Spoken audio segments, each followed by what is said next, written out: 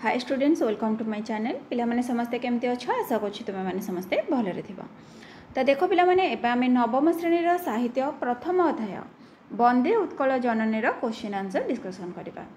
तो जो माने चैनल नुआ अच्छो चैनल को सब्सक्राइब कर दियो, पाखरे थिबा बेल आइकन को प्रेस करी ऑल नोटिफिकेशन ऑन करो, जहाँ फल कि वीडियो आसवा मात्रे सर्वप्रथम तुम पाखे नोटिफिकेशन पहुँची जिवो। आ पिला माने समस्ते निज फ्रेंड मानक सहित शेयर करो, जमती समस्ते क्वेश्चन आंसर प्रैक्टिस करि परिबे। क्वेश्चन आंसर कर सारिबा परे पिला माने आमे एमसीक्यू क्वेश्चन आंसर डिस्कशन करिबा, जोडा कि तुम्हारा IA1 एग्जाम रे आसीबा। तो चलो पिला माने एबे आमे अभ्यास कार्य देखिबा। हमर अभ्यास रो क्वेश्चन कोन रहिछि। फर्स्ट देख रहिछि, निम्नलिखित उक्ति मध्यरु ठीक उक्ति गुड़िक बाछि लेख। ताले पिला माने कोटा ठीक कोटा भूल आमे बाछि कि लिखिबा। ताले देख कोन रहिछि, उत्कल जननी हस सुंदर भाषा सुंदर बोली कह जाइछि, एटा ठीक अछि। नील वनभूमि उत्कल जननी देहरे शोभा पाउछि, एटा मध्य ठीक अछि। सुंदर पक्षी मानक कलरवरे मुखरित हुए परिवेश, एहा मध्य ठीक। ओडिशा माँ सुंदर सोरिष क्षेत्र सुशोभित, एटा पिला माने नुहे, एटा भूल हो। नेक्स्ट रही, उत्कल जननी चक्षु ज्ञान विज्ञानर आलोकरे आलोकित, यह मध्य ठीक अच्छी। तापर देख नेक्स्ट रही, पशु मानक रक्तरे चर्चित होइछि उत्कल जननी पाद, एटा पिला माने भूल। पवित्र तीर्थस्थान मानकरे परिपूर्ण होइछि उत्कल प्रदेश, यह ठीक अच्छी। ताहले पिला माने तुमर कौन कौन ठीक है, क ख ग उ आउ छ, यही वाक्य गुड़ाक तुम्हें माने कॉपी लिखि नेब। तापर चलो देखिबा नेक्स्ट क्वेश्चन। तो देखो पिला माने तुम मानक पई समस्त क्वेश्चन आंसर आसी जाइछि। तो तुम्हें माने समस्ते भल भाबरे देख आ चैनल को सब्सक्राइब कर। देख फास्ट तुम रही, बंधनी मध्यरु उपयुक्त शब्द बाछि शून्य स्थान पूरण कर।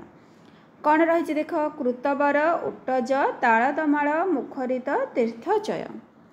ताले देख फास्ट तुम कौन रही, कल कल डैश चारु विहंग, एटा कौन हो, कल कल मुखरित चारु विहंग। नेक्स्ट रही डैश सुशोभित तीरा, ताल तमाल सुशोभित तीरा। तापर देख रही, जोगी ऋषिगण डैश पवित्रा, जोगी ऋषिगण उट्टज पवित्रा। पुण्य डैश पूर्ण प्रदेशा, पूर्ण तीर्थचय पूर्ण प्रदेशा। नेक्स्ट रही, विश्वमंडल डैश स्नेही स्नेहा, विश्वमंडल कृतवर स्नेहा। नेक्स्ट देख रही, निम्नलिखित शब्द मानक व्यवहार करी गोटे गोटे सार्थक वाक्य गठन कर। ताहले पिला माने आमे वाक्य गठन करबा। देखिबा कोन कोन रही शब्द, पयोधी जननी नील जोगी पुण्य शोणित मंदिर। तो चलो पिला माने एबे वाक्य गठन करबा। देख प्रथम रही पयोधी, पयोधी जलरे भगवान मीन अवतार रे जन्म ग्रहण करथिले। तापरे जननी, जननीर आशीर्वाद संतान को उच्चतम सोपान रे पहुंचाई देथाय। नहले लिखिपर जननी और जन्मभूमि टेक रखिबा आमर कर्तव्य। तापरे रही नील, समुद्रर नील जल राशि रे नौकाटी भासी चली। जोगी, भारत वर्ष को जोगी ऋषि मानकर देश भावरे अभिहित करा जाय थाए। तापरे नेक्स्ट देख रही पुण्य, पुरी धाम को पुण्य धाम बोली कहा जाए। शोणित, भीमसेन दुशासनर शोणितरे द्रौपदींकर केश बांधिथिले। मंदिर, कोणार्क मंदिरर कारुकार्य अतीव मनोरम। तो पिला माने एठी हमर सब वाक्य गठन सरी गला। तापर चलो देखिबा हमर नेक्स्ट क्वेश्चन कोन रही। नेक्स्ट देख रही, निम्नलिखित शब्द गुड़िकर विपरीतार्थ बोधक शब्द लिख। ताहले पिला माने हमें सब विपरीत शब्द लिखिबा। देख कौन रही, पवित्र, पवित्र कौन हम, अपवित्र। सुशोभित अशोभित, सुंदर असुंदर, स्नेह घृणा, सुनंदन कुनंदन, पुण्य पाप हो। तो चलो पिला माने एबे देखिबा हमर विपरीत शब्द गुड़ाक लिखिदबा। देख पिला माने ए टाइप रो लिखिबा, पवित्र अपवित्र, सुशोभित अशोभित, सुंदर असुंदर, स्नेह घृणा, सुनंदन कुनंदन, पुण्य पाप। बुझीला। तापर चला देखिबा हमर नेक्स्ट क्वेश्चन। नेक्स्ट देखा रही एपट सेपट हो लेखा जाइथिबा अक्षर गुड़ी को सजाई अर्थपूर्ण शब्द गठन कर। फास्ट देख कौन रही विश्वसुत, एटा कौन हो सुशोभित। माताल तल, एटा हम ताल तमाल। मंड भूष कवि, विश्व भूमंडल। तापर रही अर्तिकीन ध्यानी, कीर्ति अनिंद्या। रसुरब सुरबर। हेला पिला माने शब्दक सजेकी लिखिब। तापर चलो देखिबा नेक्स्ट कौन रही निम्नलिखित प्रत्येक शब्दर चारोटी अर्थ सूचित होइछि, तहिरु ठीक उत्तरटी बाछि लेख।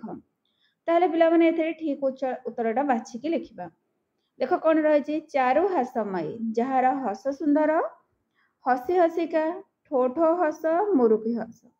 ताहले एटा कौन हबो जहार हस सुंदर। नेक्स्ट रही तटिनी, समुद्र, बिल, नदी, तोटा।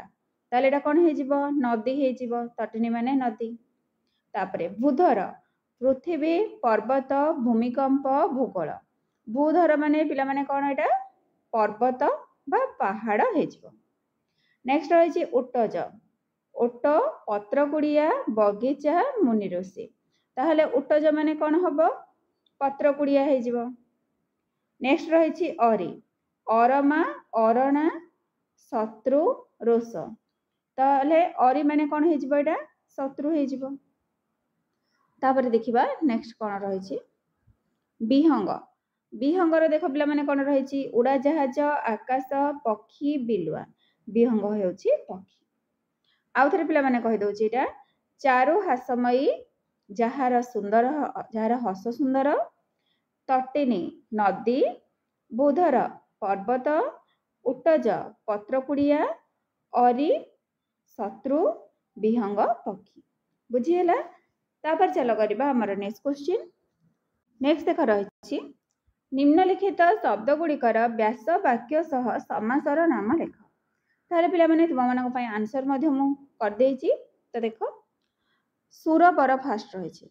ताहले सुरबरटा कौन हबो सुरंक मध्यरे बर। समास एटा हेजिबो सप्तमी तत्पुरुष। पयोधि व्यास वाक्य कौन हबो पय को धारण करिछि जे। समास उपपद तत्पुरुष।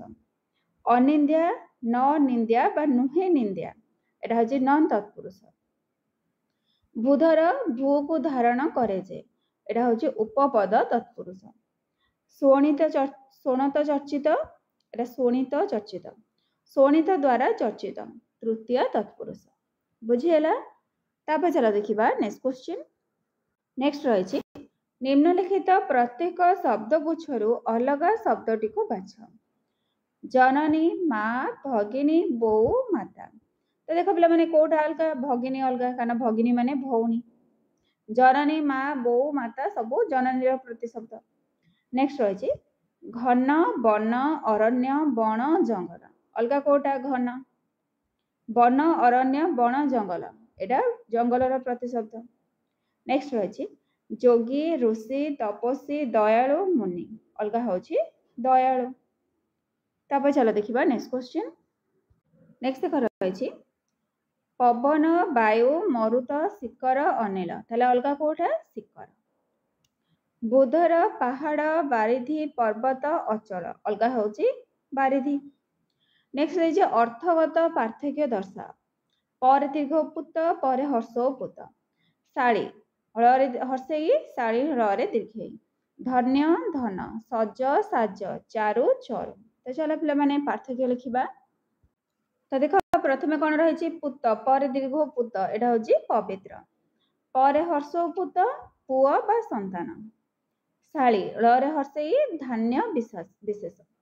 शाड़ी रे दीर्घई, स्त्री रो सान भौणी। धन्य, प्रशंसार योग्य। धन, संपत्ति। सज, कारीगरंक जंत्रपाति बा तटका।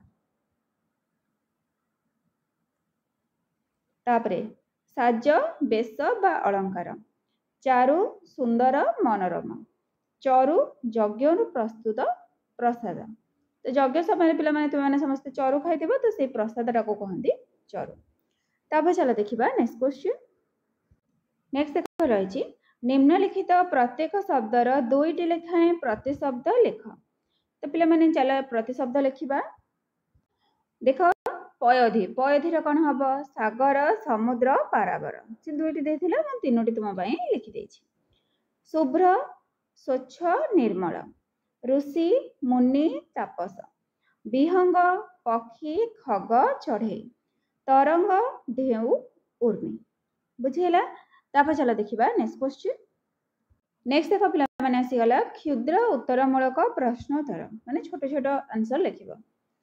चिर हासमयी क्षीर भासमयी क्या पे मैंने उत्कल जननी बा ओडिशा को कहुई। तो फुल सेंटेंस रे कौन लिख चिर हासमयी क्षीर भासमयी ओडिशा को कहुई। उत्कल जननी शरीर को किए धोई देउछि? उत्कल जननी शरीर को सागर पवित्र नील जलराशि धोई देउछि। तापर देखिबा नेक्स्ट क्वेश्चन। उत्कल जननी कहार शीतल पवन रे उत्फुल्लित हेउछंती? उत्कल जननी स्वच्छ जल धारण करिथिबा नदी कूल रे शीतल पवन रे उत्फुल्लित हेउछंती। तो पिला माने सब क्वेश्चन रो आंसर तुम मानक पई लिखाई जाईछि। तो तुम माने से अनुसार कहीं भूलभाल लिखिबो नाही, ठीक भाबरे आंसर लिखिबो। तापर चलो देखिबा नेक्स्ट क्वेश्चन। नेक्स्ट देख रही उत्कल जननी समुद्र तटदेश केउथिरे सुशोभित? ताल तमाल परी सुंदर वृक्षराजी रे उत्कल जननी समुद्र तटदेश सुशोभित। नील पर्वत गुड़िक केउ आकृति रे उत्कल जननी देह को सजाई? नील पर्वत गुड़िक तरंग आकृति रे उत्कल जननी को देह को सजाई। तापर देख नेक्स्ट क्वेश्चन। उत्कल जननी अंग केउथिरे शोभित? उत्कल जननी अंग नील पर्वतमाला रे शोभित। उत्कल जननी चक्षु केउ आलोक रे उज्जवल? उत्कल जननी चक्षु ज्ञान विज्ञान आलोक रे उज्जवल। नेक्स्ट रही केउ मानक पत्र कुड़िया रे उत्कल जननी पवित्र? बहु जोगी ऋषि मानक पत्र कुड़िया रे उत्कल जननी पवित्र। तापर देखिबा नेक्स्ट क्वेश्चन। उत्कल माता शरीर कहार रक्त रे चर्चित होइछि? उत्कल माता शरीर शत्रुर रक्त रे चर्चित होइछि। उत्कल प्रदेश केउथिरे पूर्ण होइछि? उत्कल प्रदेश पवित्र तीर्थस्थान मानकरे पूर्ण होइछि। पिला माने पूरा सहज वर्ड रे लिखा जाइछि जोटा कि तुमरो भलो भाबरे मन रहि परिबो। उत्कल जननी केउ मानक पई वंदनीय? महान कवि और बरपुत्र मानक पई उत्कल जननी वंदनीय। तापर देखिबा नेक्स्ट क्वेश्चन। उत्कलर खेत केउथिरे सुशोभित? उत्कलर खेत स्वर्ण धान रे सुशोभित। उत्कल भूमि रे केउ मानक गृह शोभा पाउछि? बहु वीर और योद्धा मानकर गृह शोभा पाउछि। केउ माने सारा विश्व रे स्नेह भाजन होइछन्ति? गुणी ज्ञानी और विद्वान माने सारा विश्व रे स्नेह भाजन होइछन्ति। तापर देखिबा नेक्स्ट क्वेश्चन। कहार अनिंद्य कीर्ति भुवन विदित? उत्कल माटीर कवि और सुपुत्र मानक अनिंद्य कीर्ति भुवन विदित। केउ मानक कलरवरे उत्कल भूमिर परिवेश मुखरित हेउछि? पक्षी मानकर मधुर कलरवरे उत्कल भूमिर परिवेश मुखरित हेउछि। तापर चलो देखिबा नेक्स्ट क्वेश्चन। उत्कल जननी बेश केउथिरे शोभा पाउछि? उत्कल जननी बेश सुंदर कलाकृति रे शोभा पाउछि। बुझियला। तापर चलो देखिबा नेक्स्ट क्वेश्चन। तापर देख नेक्स्ट आसीगला सप्रसंग सरलार्थ लेख। ताले पिला माने सरलार्थ लिखिबा।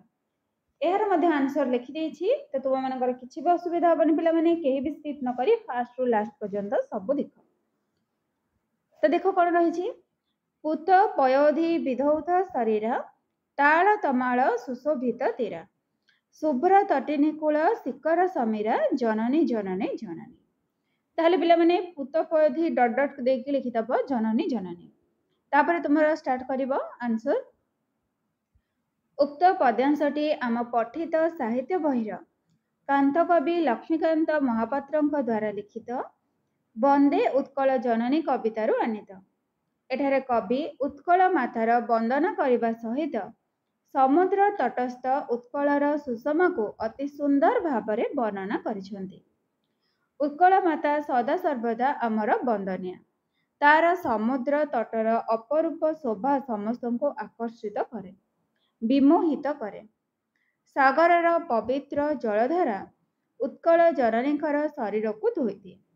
ताल तमाल परी सुंदर वृक्षराजी समुद्रर तटदेशरे दंडायमान होई उत्कल मातार शोभा को वर्धन करिथांती। पुनश्च स्वच्छ और निर्मल जलधारण करिथिबा नदीकूलर धीर समीरण सभी को आह्लादित करिथाए। उत्कल मातार समुद्र तटर प्राकृतिक परिवेश सतरे अत्यंत चित्ताकर्षक, मनलोभा और आकर्षणीय। एठारे कविंगर उक्तिटी हृदय स्पर्शी होइछि। एतिकी पिला माने लिखिबो। तापर देख आ गोटे सरलार्थ रहिछि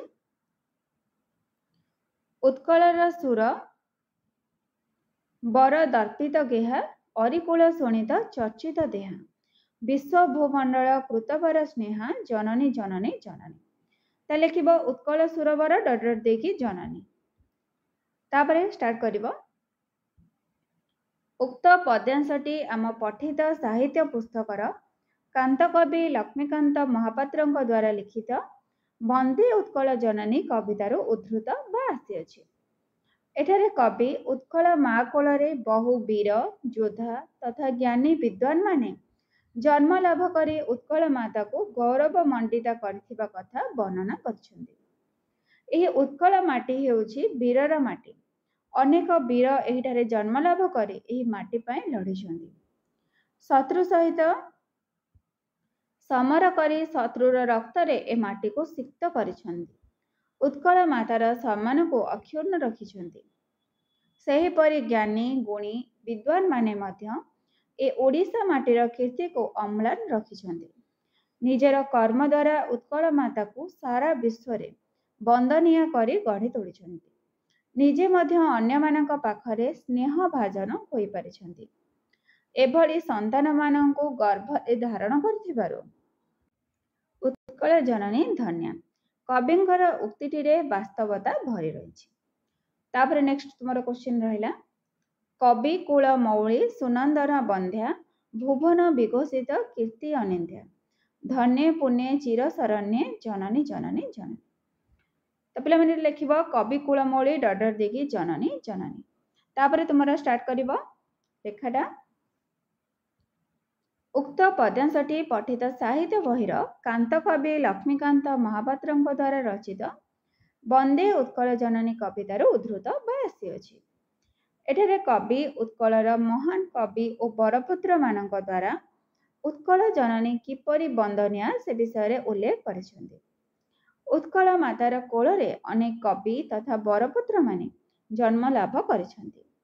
सेमाने सेमानक काव्य कवितारे उत्कल माता को चिर वंदनीय चिर पूजनीय भावरे अभिहित करिसेंति। सेमानक द्वारा उत्कल मातार कीर्ति सारा विश्व रे प्रचारित और प्रसारित होई परिछि। सेथिपाई उत्कल जननी धन्या पुण्यवती और सदा सर्वदा शरणदात्री भावरे परिचित। सारा विश्व रे से चिर नमस्या। कविंकर उक्तिटिरे वास्तवता भरी रहिछि। एतिकी पिला माने लिखि नेबो। तापर तुमर रहिछि दीर्घ उत्तरमूलक प्रश्नोत्तर माने लॉन्ग क्वेश्चन लिखिबा। फर्स्ट देखो कोन रहिछि बंदे उत्कल जननी कवितारू कविंक देशभक्तिर परिचय दिया। ताले पिला माने प्रथमे कविंक विषय रे किछि लिखिबो। तो चलो कविंक विषय रे टिके लिखिबा।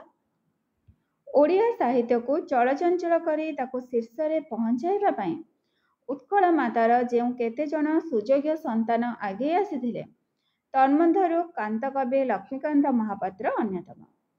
कटक रे जन्मित तथा भद्रक जिलार तालपदा ग्राम रे लालित पालित होइथिबा एही सुयोग्य संतानक कलम मुनरु झरी पड़े कालजयी गल्प बुढ़ा संघारे उपन्यास कणा मामू ପ୍ରବନ୍ଧ, ଶରୀର ମାଧ୍ୟମ ଇତ୍ୟାଦି ସହିତ ଅନେକ ଦେଶାତ୍ମବୋଧକ ସଙ୍ଗୀତ। ଏଇଭଳି ଏକ ଲୋକପ୍ରିୟ ଦେଶାତ୍ମବୋଧକ ସଙ୍ଗୀତ ହେଉଛି ବନ୍ଦେ ଉତ୍କଳ ଜନନୀ, ଯେଉଁଥିରେ କବି ଉତ୍କଳ ମାଟିକୁ ମା ବୋଲି ସମ୍ବୋଧନ କରି ବନ୍ଦନା କରିଛନ୍ତି ଏବଂ ତାର ଯଶ କୀର୍ତ୍ତିକୁ ଅତି ସୁନ୍ଦର ଭାବରେ ବର୍ଣ୍ଣନା କରି ନିଜ ଦେଶଭକ୍ତିର ପରିଚୟ ଦେଇଛନ୍ତି। କୀର୍ତ୍ତି କିରୀଟିନୀ, ଚିର ହାସ୍ୟମୟୀ, ଚିର ଲାସ୍ୟମୟୀ, ବୀର ପ୍ରସବିନୀ ଉତ୍କଳ ସାରା ବିଶ୍ୱରେ ଅଦ୍ୱିତୀୟ। କବି ଉତ୍କଳ ମାଟିକୁ ଅମୃତମୟୀ ମା ରୂପରେ ବର୍ଣ୍ଣନା କରିଛନ୍ତି। ତାର ଅପରୂପ ଶୋଭାକୁ କଲମ ମୁନରେ ତୋଳି ଧରି ତାର ଯଶକୁ ସାରା ବିଶ୍ୱରେ ପରିଚିତ କରାଇଛନ୍ତି। ଉତ୍କଳ ଜନନୀର ଶରୀରକୁ ସାଗରର ପବିତ୍ର ଜଳଧାରା ଧୋଇଦିଏ। ରାଶି ରାଶି ତାଳ ତମାଳ ପରି ବୃକ୍ଷରାଜି ସାଗର ତଟଦେଶରେ ସୌନ୍ଦର୍ଯ୍ୟ ବଢ଼ାଇଥାଏ। ସ୍ୱଚ୍ଛ ଜଳ ଧାରଣ କରିଥିବା ନଦୀର ଶୀତଳ ପବନ ସମସ୍ତଙ୍କୁ ଆନନ୍ଦ ଦେଇଥାଏ। ତରଙ୍ଗ ସଦୃଶ ନୀଳ ପର୍ବତମାଳା ତା ଶରୀରର ଶୋଭାକୁ ବଢ଼ାଇଥାନ୍ତି। ବୃକ୍ଷମାନଙ୍କରେ ବସା ବାନ୍ଧିଥିବା ପକ୍ଷୀମାନଙ୍କର କଳରବ ସମସ୍ତଙ୍କ ମନକୁ ମୁଗ୍ଧ କରିଥାଏ। ପୁନଶ୍ଚ ସୁନ୍ଦର ସୁନ୍ଦର କାରୁକାର୍ଯ୍ୟରେ ଖଚିତ ମନ୍ଦିରମାନଙ୍କର ପୀଠସ୍ଥଳୀ ହେଉଛି ଏହି ଉତ୍କଳ ଭୂମି। ଅନେକ ପୁଣ୍ୟତୀର୍ଥର ସମାଗମ ହେଉଛି ଆମର ଏ ଉତ୍କଳ ଭୂମି। କବିଙ୍କ ଭାଷାରେ କବି କ'ଣ କହିଛନ୍ତି? ସୁନ୍ଦର ମନ୍ଦିର ମଣ୍ଡିତ ଦେଶା, ଚାରୁ କଳାବଳୀ ଶୋଭିତ ବେଶା, ପୂର୍ଣ୍ଣ ତୀର୍ଥଜୟ ପୂର୍ଣ୍ଣ ପ୍ରଦେଶା, ଜନନୀ ଜନନୀ ଜନନୀ। କବି ଉତ୍କଳ ମାତାର ଗୌରବ ଗାଥା ବର୍ଣ୍ଣନା କରିବାକୁ ଯାଇ ଲେଖିଛନ୍ତି, ଅନେକ ସୁରବୀର ଏ ଉତ୍କଳ ମାତାର କୋଳ ମଣ୍ଡନ କରି ନିଜ ଜୀବନକୁ ଚରିତାର୍ଥ କରିଛନ୍ତି। ଶତ୍ରୁ ଆଗରେ ବୀର ଦର୍ପରେ ଠିଆ ହୋଇ ତାକୁ ଦମନ କରିଛନ୍ତି, ଯେଉଁଥିପାଇଁ ଉତ୍କଳ ଜନନୀ ଆଜି ଗର୍ବିତ। ସେହିପରି ଅନେକ କବି, ପଣ୍ଡିତ, ବିଦ୍ୱାନ ମଧ୍ୟ ଏ ମାଟିରେ ଜନ୍ମ ହୋଇ ଏ ମାଟିର ଶୋଭା ବର୍ଦ୍ଧନ କରିଛନ୍ତି। ବିଶ୍ୱ ଦରବାରରେ ଉତ୍କଳ ଜନନୀ ଚିର ବନ୍ଦନୀୟା, ପୂଜନୀୟା ବୋଲି ପ୍ରତିପାଦନ କରିଛନ୍ତି। ପୁନଶ୍ଚ ଉତ୍କଳ ଜନନୀ ଚିର ଶରଣଦାତ୍ରୀ, ସମସ୍ତଙ୍କୁ ତା କୋଳରେ ଆଶ୍ରୟ ଦେଇଥାଏ। କବିଙ୍କ ଭାଷାରେ କବି କୁଳମୌଳି ସୁନନ୍ଦନ ବନ୍ଦ୍ୟା, ଭୁବନ ବିଘୋଷିତ କୀର୍ତ୍ତି ଅନିନ୍ଦ୍ୟା, ଧନ୍ୟେ ପୁଣ୍ୟେ ଚିର ଶରଣ୍ୟେ, ଜନନୀ ଜନନୀ ଜନନୀ।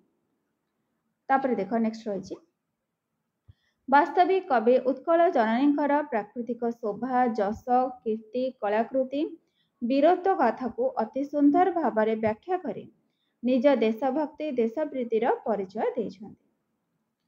ତାପରେ ଦେଖିବା ଆମର ନେକ୍ସଟ କ୍ୱେଶ୍ଚିନ୍ କ'ଣ ରହିଛି, ଉତ୍କଳ ଜନନୀ କାହିଁକି ବନ୍ଦନୀୟା? ଉତ୍କଳ ଜନନୀ କ'ଣ ପାଇଁ ବନ୍ଦନୀୟା? ପଠିତ କବିତା ଅବଲମ୍ବନରେ ଆଲୋଚନା କର। ତ ପିଲାମାନେ ଏଟା ଆଲୋଚନା କରିବା। ଦେଖ କ'ଣ ଲେଖିବା, ଯେଉଁ କେତେଜଣ ସାରସ୍ୱତ ସାଧକଙ୍କ ପ୍ରଚେଷ୍ଟାରେ ଆମ ଓଡ଼ିଆ ସାହିତ୍ୟ ଜୀବନ୍ତ ହୋଇ ଉଠିଲା, ପୂର୍ଣ୍ଣ ଶଶୀ ପରି ହସି ଉଠିଲା, ସେମାନଙ୍କ ମଧ୍ୟରେ କାନ୍ତ କବି ଲକ୍ଷ୍ମୀକାନ୍ତ ମହାପାତ୍ର ଅନ୍ୟତମ। ପିଲାମାନେ ତାଙ୍କ ବିଷୟରେ ଜଷ୍ଟ କିଛି ଟିକେ ଲେଖିଦେବ। ପ୍ରଥମେ ଭଦ୍ରକ ଜିଲ୍ଲାର ତାଳପଦା ଗ୍ରାମର ଏହି ସୁଯୋଗୀ ସନ୍ତାନ ଓଡ଼ିଆ ସାହିତ୍ୟକୁ ଦେଇଛନ୍ତି ଅତୁଳନୀୟ ଅବଦାନ। ତାଙ୍କ ଦ୍ୱାରା ଲିଖିତ ଗଳ୍ପ, ବୁଢ଼ା ଶଙ୍ଖାରୀ, ଉପନ୍ୟାସ କଣାମାମୁଁ ଓଡ଼ିଶାର ଘରେ ଘରେ ସୁପରିଚିତ। ଅନେକ ପ୍ରବନ୍ଧ ଓ ସଙ୍ଗୀତ ରଚନା କରି କଥା ସାହିତ୍ୟ ଓ କାବ୍ୟ ସାହିତ୍ୟକୁ ବୃଦ୍ଧିମନ୍ତ କରିଛନ୍ତି। ତାପରେ ଲେଖିବ, ଚାରୁ ହାସ୍ୟମୟୀ, ଚିର ଲାସ୍ୟମୟୀ, ଅରଣ୍ୟ କୁନ୍ଥଳା, ତଟିନୀ ମେଖଳା, ଛବିଳ ଉତ୍କଳ ମାତା ହେଉଛନ୍ତି ଚିର ବନ୍ଦନୀୟ। ଏହାର ପ୍ରକୃତିରେ ଭରି ରହିଛି ଶୋଭା ସମ୍ପଦର ପ୍ରାଚୁର୍ଯ୍ୟ, ଯାହା ସୌନ୍ଦର୍ଯ୍ୟ ପ୍ରାଣମାନବ ଚକ୍ଷୁରେ ଲେପନ କରିଥାଏ ମାୟାଞ୍ଜନ। ଉତ୍କଳ ମାତା ଶୋଭାମୟୀ, ବିଭାମୟୀ ଏବଂ ବିଭବମୟୀ, ଯାହାଙ୍କୁ ବନ୍ଦନା କରିବାକୁ ଯାଇ କବି ଲେଖିଛନ୍ତି, ବନ୍ଦେ ଉତ୍କଳ ଜନନୀ, ଚାରୁ ହାସ୍ୟମୟୀ, ଚାରୁ ଭାସ୍ୟମୟୀ, ଜନନୀ ଜନନୀ ଜନନୀ। ଉତ୍କଳ ମାତା ହେଉଛନ୍ତି ଅମୃତମୟୀ ମା, ଯାହାର ହସ ଚିରସୁନ୍ଦର, ଭାଷା ମଧ୍ୟ ଚିରସୁନ୍ଦର। ସାଗରର ପବିତ୍ର ଜଳଧାରା ଏହି ମମତାମୟୀ ମାର ଶରୀର ପ୍ରକ୍ଷାଳନ କରେ। ତାଳ ତମାଳ ବୃକ୍ଷରାଜି ଏହାର ଶୋଭା ବର୍ଦ୍ଧନ କରେ। ସ୍ୱଚ୍ଛ ନିର୍ମଳ ଜଳ ଧାରଣ କରିଥିବା ତଟିନୀ କୂଳର ଶୀତଳ ସମୀର ସମସ୍ତଙ୍କ ମନକୁ ଆହ୍ଲାଦିତ କରିଥାଏ। ଉତ୍କଳ ଜନନୀଙ୍କ ଶରୀର କାନନରେ ସୁଶୋଭିତ ନୀଳ ପର୍ବତମାଳା तरंग सदृश तांकर देह को सुसज्जित करिथाए। विहंग मानकर कलरवरे समग्र परिवेश आनंद मुखरित होई उठंती। तापर लिखिबो केवल सेतिकी नुहे सुजला सुफला शस्य श्यामल उत्कल माटी हसी उठे। खेत गुड़िक धान शोभा पाए पुणी उत्कल मातांकर चक्षु ज्ञान विज्ञान प्रदर्शन रे उद्भासित होई उठे। बहु जोगी ऋषि मानकर पवित्र वासस्थली रूपे यही उत्कल माटी ही अभिहित होइछि। कविंक लेखनी रे सुंदरशाली सुशोभित क्षेत्रा ज्ञान विज्ञान प्रदर्शित नेत्रा जोगी ऋषिगण उटज पवित्रा जननी जननी जननी। सुंदर कारुकार्य निर्मित मंदिर गुड़िक यही उत्कल माटी ही शोभा पाउछि। पुण्य तीर्थ मानकर संगम स्थल हेउछि एही उत्कल भूमि। अनेक सुरवीर तथा कवि पंडित विद्वान माने एही उत्कल मातार कोलमंडन करिसेंति। सेमानक वीरत्व गाथा तथा कालजयी कृति सारा विश्व रे स्थान पाइछि, जेउंथिपाई उत्कल माता आज गर्विता। उत्कलर आउ एक महान गुण हेउछि से शरणदात्री माँ परी समस्तଙ୍କୁ कोळेई नेछि आपणाई नेछि। ता स्नेह ममता को से समान भाव में बांटी देछि। वास्तविक कविंकर कवितार स्पष्ट अनमय उत्कल जननी हेउछि चिर वंदनिया चिर पूजनिया से समस्तंकर चिर नमस्या। एतिकी पिला माने लिखिबा। तापरे रहिछि नेक्स्ट कोन रहिछि देखो एक सार्थक देशात्मक बोधक कविता भावे वंदे उत्कल जननी को विचार कर। काहेकि पिला माने एटा को देशात्मक बोधक कविता बोली भावे आपको स्थान दिया जाइछि। तो प्रथमे देख कवि परिचयटा देदेव से कौन कौन सब लिखिछंती तापर तुम मैंने स्टार्ट करिवो। उत्कल प्रदेश को माता रूप में अभिहित करी कवि तांकर वंदना करने सहित तांकर जस कीर्ति को कलम मुनरे तोली धरी निज देशभक्तिर परिचय देछंती। प्रकृति रे उत्कल रे प्रकटित हुए प्रकृति रानीर लीला विलास। उत्कल मातार प्रकृतिर रूप छटा जनमानस को विमुग्ध करे। समस्त सुषमार प्राण केन्द्र हेउछि एही उत्कल माटी, जहार शरीर को सागर पवित्र जलराशि प्रक्षालन करे। राशि राशि ताल तमाल तरु जहार शरीर को आवृत करिथाए। जहार शीतल पवन प्राण को पुलकित करे। नील पर्वतमाला तरंग सदृश जहा देह को सजाई थाए। पक्षी मानकर सुमधुर कलरव जेउठारे मुखरित होइथाए से तो हेउछि हमर उत्कल माता। कविंक भाषा रे पूत पयोधि विधौत शरीरा ताल तमाल सुशोभित तीरा शुभ्र तटिनी कूल शिखर समीरा जननी जननी जननी। पुनश्च ओडिशा हेउछि मंदिर मालिनी। पवित्र उपासनार पीठस्थल हेउछि ए उत्कल माटी। जोगी ऋषि मानकर पवित्र वासस्थली भावरे एहा परिचित। अनेक वीर योद्धा मानकु ए उत्कल जननी निज कोଳରେ धारण करिछि, जेउमानक शौर्य वीर्य साहस शत्रु मानकु धराशायी करिछि। कविंक भाषा रे उत्कल सुरवीर दर्पित गेहा अरिकुल शोणित चर्चित देहा विश्व भूमंडल कृतवर स्नेहा जननी जननी जननी। पिला माने पद्य गुड़ाक तुम यदि चाहिए लिखिपार ना स्किप कर केवल लेखा गुड़िक लिखिदेव। अनेक कवि विद्वान माने ए उत्कल मातार कीर्तिराजी को तांका काव्य कवितार स्थान दे तार श्रेष्ठता को प्रतिपादन करिसेंति। ए उत्कल माटी जे पुण्यवती शरणदात्री ताहा मध्य प्रमाणित। वास्तविक देखिबाकू गले कवि एही कवितारी रे उत्कल मातार प्राकृतिक सुषमा वीर गाथा कलाकृति कारुकार्य ज्ञान विज्ञान प्रदर्शन पुण्य तीर्थक्षेत्र प्रभृति समस्त दिगरु उत्कल माता जे वंदनीय पूजनीय ताहाको वर्णना करी देश प्रेमर परिचय देछंती। तापर चलो देखिबा नेक्स्ट क्वेश्चन। वंदे उत्कल जननी कवितार उत्कल जननी का महनीयता प्रतिपादन कर। उत्कल जननी केपरि महनीय सेटा लिखिबा। तो पिला माने प्रथमे कवि को परिचय देदेव से कौन कौन लिखिछंती कोठी जन्म ग्रहण करिछंती हैला। तापरे स्टार्ट करिवो। एही संगीतटीरे बा कविताटीरे कवि उत्कल जननीकर महानीयता को अति सुंदर भाव में प्रतिपादन करिछंती। उत्कल मोर पुण्यतीर्थ उत्कल मोर मा इतिहास भरा इतिहास जार ता पादरे शिर नुआ। बंदे उत्कल जननी कविताटिरे कवि उत्कल जननी चिर बंदनिया चिर पूजनिया बोली अभिहित କରିଛନ୍ତି। उत्कल जननीଙ୍କର ହସ ଯେପରି ସୁନ୍ଦର ଭାଷା ମଧ୍ୟ ସେହିପରି ସୁନ୍ଦର। କବିଙ୍କ ଭାଷାରେ ବନ୍ଦେ ଉତ୍କଳ ଜନନୀ ଚାରୁ ହାସମୟୀ ଚାରୁ ଭାଷମୟୀ ଜନନୀ ଜନନୀ ଜନନୀ। ସେହିପରି ଉତ୍କଳ ଜନନୀଙ୍କର ପ୍ରାକୃତିକ ଶୋଭା ଅବର୍ଣ୍ଣନୀୟ। ତାଙ୍କର ଶରୀରକୁ ସାଗରର ନୀଳ ଜଳରାଶି ଧୌତ କରିଥାଏ। ଲହରୀ ସଦୃଶ ନୀଳ ପର୍ବତମାଳା ତାଙ୍କ ଶରୀରକୁ ସଜାଇଥାଏ। ଘନ ବନାନୀ ତାଙ୍କ ଶରୀରକୁ ଆବୃତ କରିଥାଏ। ବିହଙ୍ଗମ ମାନଙ୍କର କଳରବ ଉତ୍କଳ ମାତାଙ୍କ ପରିବେଶକୁ ଆନନ୍ଦ ମୁଖରିତ କରିଥାନ୍ତି। କବିଙ୍କ ଭାଷାରେ ଘନ ଘନ ବନଭୂମି ରାଜିତ ଅଙ୍ଗେ ନୀଳ ବୋଦର ମାଳା ସାଜିତ ରଙ୍ଗେ। କଳକଳ ମୁଖରିତ ଚାରୁ ବିହଙ୍ଗେ ଜନନୀ ଜନନୀ ଜନନୀ। ପୁନଶ୍ଚ ଉତ୍କଳ ଜନନୀଙ୍କ ଚକ୍ଷୁ ଜ୍ଞାନ ବିଜ୍ଞାନର ପ୍ରଦର୍ଶନରେ ଉଦ୍ଭାସିତ। ସୁନ୍ଦର ସ୍ୱର୍ଣ୍ଣଧାନରେ କ୍ଷେତଗୁଡ଼ିକ ସୁଶୋଭିତ। ଅନେକ ଯୋଗୀ ଋଷିଙ୍କ ପବିତ୍ର ବାସସ୍ଥାନ ହେଉଛି ଏହି ଉତ୍କଳ ମାଟି। ସୁନ୍ଦର କାରୁକାର୍ଯ୍ୟରେ ନିର୍ମିତ ମନ୍ଦିରମାନଙ୍କର ପୀଠସ୍ଥଳ ତଥା ତୀର୍ଥସ୍ଥାନ ଭାବରେ ଏହା ସାରା ବିଶ୍ୱରେ ପରିଚିତ। କବିଙ୍କ ଭାଷାରେ ସୁନ୍ଦର ମନ୍ଦିର ମଣ୍ଡିତ ଦେଶା ଚାରୁ କଳାବଳୀ ଶୋଭିତ ବେଶା। ପୁଣ୍ୟ ତୀର୍ଥଚୟ ପୂର୍ଣ୍ଣ ପ୍ରଦେଶା ଜନନୀ ଜନନୀ ଜନନୀ। ତାପରେ ଲେଖିବ ବହୁ ବୀର ଯୋଦ୍ଧା ଏବଂ ବିଦ୍ୱାନ ପଣ୍ଡିତମାନେ ଏହି ଉତ୍କଳ ମାଟିରେ ଜନ୍ମଲାଭ କରି ଉତ୍କଳ ମାତାର ଯଶ କୀର୍ତ୍ତିକୁ ଅକ୍ଷୁଣ୍ଣ ରଖିଛନ୍ତି ତଥା ଅନ୍ୟ ପାଖରେ ସ୍ନେହଭାଜନ ହୋଇପାରିଛନ୍ତି। ପୁଣି ଉତ୍କଳ ଭୂମି ଶରଣଦାତ୍ରୀ ଭାବରେ ପରିଚିତ। ନିଜର ମାତୃତ୍ୱ ପ୍ରାଣରେ ସେ ତାର ସମସ୍ତ ସନ୍ତାନକୁ ସ୍ନେହ ମମତାରେ ଅଜାଡ଼ି ଦିଏ। ଶାକ ତଣ୍ଡୁଳ ସ୍ୱାଦିଷ୍ଟ ଫଳମୂଳ ଇତ୍ୟାଦି ଖାଦ୍ୟଶସ୍ୟ ଦେଇ ସେ ତାର ସନ୍ତାନକୁ ଶରୀରକୁ ବଳିଷ୍ଠ ଓ ପରିପୁଷ୍ଟ କରେ। କବିତାରୁ ଏହି ସବୁକୁ ବିଚାର କଲେ ଉତ୍କଳ ଜନନୀଙ୍କର ମହନୀୟତା ପ୍ରତିପାଦିତ ହୁଏ। ଉତ୍କଳ ଜନନୀ ଚିର ପୂଜନୀୟ ଚିର ବନ୍ଦନୀୟ ଭାବରେ ବିଦିତ ହୁଏ। ତ ପିଲାମାନେ ଏଇଠି ତୁମର ସମସ୍ତ କ୍ୱେଶ୍ଚିନ୍ ଆନ୍ସର ହେଇଗଲା। ଯଦି ତୁମମାନଙ୍କୁ ଭିଡ଼ିଓଟି ଭଲ ଲାଗିଥିବ ନିଶ୍ଚିତ ଭାବରେ ଲାଇକ୍ କରିବ, ଚ୍ୟାନେଲକୁ ସବସ୍କ୍ରାଇବ୍ କରିବ ଆଉ ନିଜ ଫ୍ରେଣ୍ଡମାନଙ୍କ ସହିତ ସେୟାର କରିବ। Thank you.